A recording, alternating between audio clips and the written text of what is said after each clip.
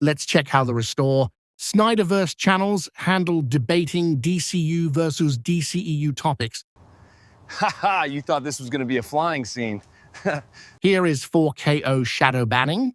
The moment I made this point against his assertion, audience that James Gunn is catering to is minimum, right? It's not a 4-quadrant audience. If that was true, then at least one Guardians of the Galaxy film would have crossed over $1 billion. But here it is. Here it is.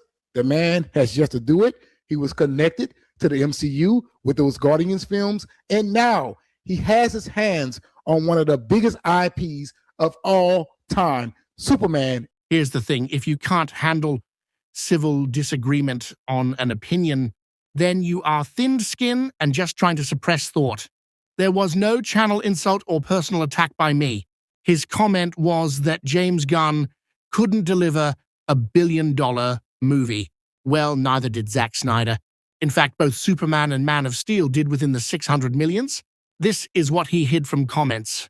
My post was, which Snyder-directed DC movie hit $1 billion? None.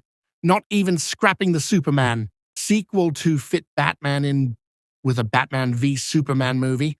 Now, in my case, I can get my point out regardless in having my own channel. Some folks don't have a platform at all. So I wonder how many fair points of free speech get suppressed. Some of these Snyder bros are trying to hide discussions. Again, if it were insults or channel attacks, sure, I'd understand blocking. But when it's just free thought and opinions, remember what regimes in past history were like with such an ideology. You held in your hand. They never existed.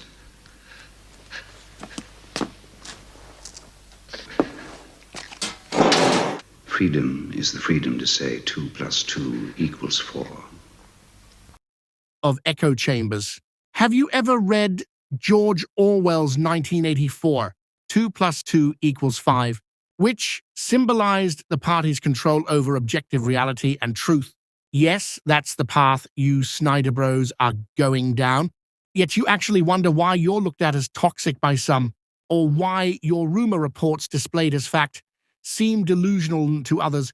You'll take a Facebook post with no sources and present it to your gullible audience as the gospel. In short, if you can't debate, you just hate.